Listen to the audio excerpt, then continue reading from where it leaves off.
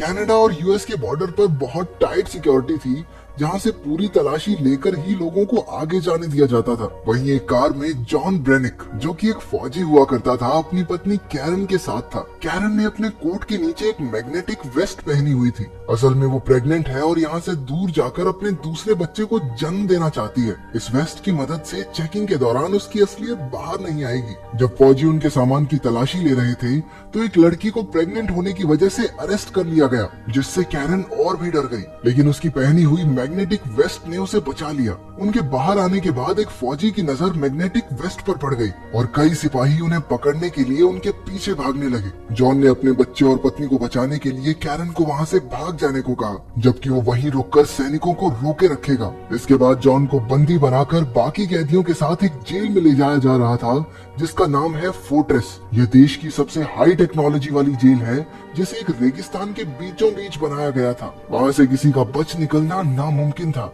जब कैदी अंदर पहुंचे तो गार्ड्स ने उन्हें पूरी तरह नंगा करके उनकी चेकिंग की। इसके बाद सभी कैदियों को एक कमरे में ले जाकर उनके पेट में हाईटेक ट्रैकर डाल दिया गया। अगर कोई भी कैदी जेल के नियमों को तोड़ेगा तो ये सिस्टम एक्टिवेट होकर उसका पेट फाड़ देगा। डायरेक्टर पो ने सबसे कहा कि अगर कोई भी कैदी येलो लाइन से बाहर जाएगा तो उसके पेट में जोरदार दर्द होने लगेगा और रेड लाइन को पार करते ही कैदी की मौत हो जाएगी। एक कैदी घबराकर गलती से येलो लाइन के पार चला गया और अचानक पेट में तेज दर्द की वजह से नीचे गिर पड़ा। उसे कुछ समझ नहीं आ रहा था तो उसने गलती से रेड लाइन भी क्रॉस कर दी। उसी समय उसका पेट तेजी से फूलने लगा और कुछ ही पलों में धमाके से फट गया। इसके बाद सभी कैदी लिफ्ट से अंडरग्राउंड जेल में पहुंचे, जो धरती के 30 फ्लोर नीचे जाकर थी। जॉन को नीनो नाम के एक कैदी के साथ Z10 नाम का रोबोट एक सेल मिलाया। कैदियों को बाहर जाने से रोकने के लिए सभी सेल्स के बाहर लेजर बीम्स लगाई गई थी। जॉन वहां डी डे और अब्राहम से मिला।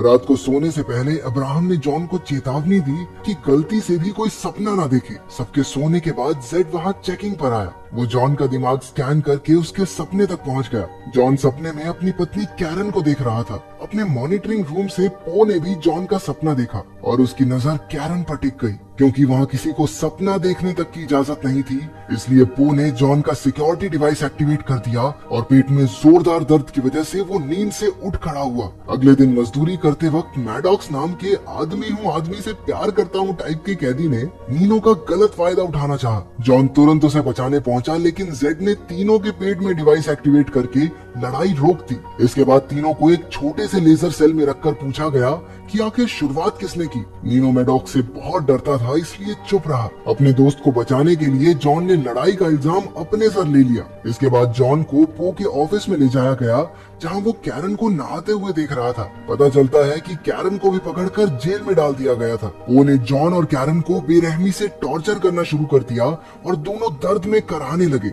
बाद में अब्राहम ने बताया कि फ्लोर ए और बी में सभी औरतें हैं और कैरन भी वहीं होगी। उधर कैरन जेल में दूसरी प्रेग्नेंट लड़की के साथ थी। जैसे ही उसे पेट में दर्द हुआ, गार्ड्स उसे जबरदस्ती पकड़कर ले गए। वहाँ हर एक औरत प्रेग्नेंट थी। कैरन को एहसास हुआ कि नए जन्मे बच्चों के साथ जरूर कुछ न कुछ किया जा रहा है। उधर आदमियों की जेल में मैडॉक्स ने जॉन पर हमला कर दिया। दोनों में जबरदस्त लड़ाई शुरू हो गई। कैरन अपने फ्लोर से जॉन को देखकर हैरान रह गई। मुकाबला टक्कर का चल रहा था, लेकिन अचानक से जॉन ने मैडॉक्स को ऊंचाई से नीचे धकेल दिया। मैडॉक्स ने किसी तरह किनारे को पकड़कर अपनी जान बचाई। वो ने ऑफिस से जॉन को ऑर्डर दिया कि मैडॉक्स को खत्म कर दे, लेकिन जॉन ने उसकी बात ना मानते हुए मैडॉक्स की जान बचा ली। गुस्से में पो ने मैडॉक्स के पेट में लगे डिवाइस को एक्टिवेट कर दिया, जिससे उसका पेट धमाके से फट गया। इससे पहले कि गार्ड्स उसे पकड़कर ले जाते, जॉन ने बड़ी चालाकी से मैडॉक्स का सिक्योरिटी डिवाइस नीनो को दे दिया। इसके बाद कैरन को एक कमरे में लाया गया, जहाँ जॉन एक बहुत बड़ी गोल मशीन पर बंधा हुआ था। इस कमरे का नाम है माइंड वाइप चेम्बर। वो ने कैरन को जॉन को समझाने के लिए भेजा था, लेकिन कुछ ही देर बाद गार्ड्स उसे खींचकर बाहर ले गए। अब मशीन जोर जोर से घूमने लगी, जिससे जॉन के दिमाग में गड़बड़ी शुरू हो गई। ये पो का ऑर्डर ना मानने की सजा थी। जॉन के दिमाग में उसकी ट्रेनिंग के दिनों और शादी की पुरानी यादें घूमने लगी।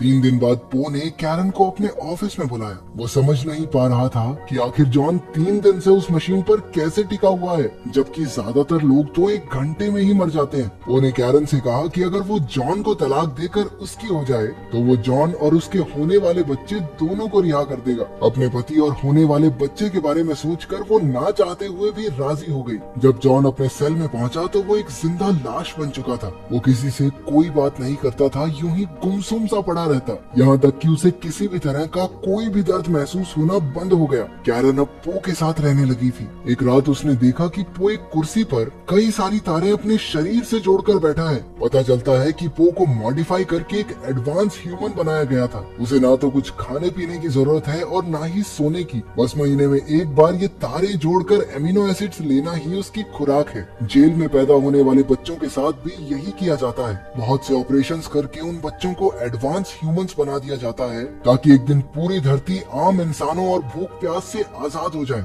ये सुनते ही कैरन के होश उड़ गए। अब 4 महीने हो चुके थे लेकिन जॉन की हालत में कोई सुधार नहीं था। अब्राहम ने उसे बताया कि कैरन का पेट बढ़ने लगा है और जल्द ही उनका बच्चा इस दुनिया में आ जाएगा। जॉन ने कोई हरकत नहीं की लेकिन उसकी आंख से एक आंसू टपक पड़ा। उस रात कैरन ने पो को रिझाकर उसे खूब शराब पिलाई और बेहोश कर दिया। फिर वो कंट्रोल पैनल के जरिए जॉन के सपने में पहुंची, जहां बचपन में जॉन एक गड्ढे में फंसा हुआ था। कैरन ने सपने में जॉन को गड्ढे से बाहर निकाल दिया, जिससे असलियत में जॉन को होश आ गया। उसके साथ ही उसे ठीक देखकर बेहद खुश हुए। जॉन ने कैरन के साथ जेल से भागने के लिए अब्राहम की मदद मांगी। अब्राहम जॉन के लिए जोखिम उठाने को तैयार हो गए। जॉन के ठीक होने की खबर सुनकर कैरन बहुत खुश हुई। बाद में नीनो ने जॉन को वो सिक्योरिटी डिवाइस दिया जो उन्होंने मैडॉक्स के शरीर से लिया था। असल में उनका दोस्त डी-डे जेल में आने से पहले कंप्यूटर्स में माहिर था। उसने उस डिवाइस की अच्छे तरीके से जांच करने का फैसला किया। इसके बाद कैरन ने पो के कैबिन से एक हीरे जैसी दिखने वाली चीज चुरा ली। वो पकड़ी जाने ही वाली थी कि उसने उस चीज को अपने मुंह में छुपा लिया। अगले दिन उसने वो हीरे जैसी चीज अब्राहम को देकर जॉन तक पहुंचाने को कहा। असल में ये हीरे जैसी दिखने वाली चीज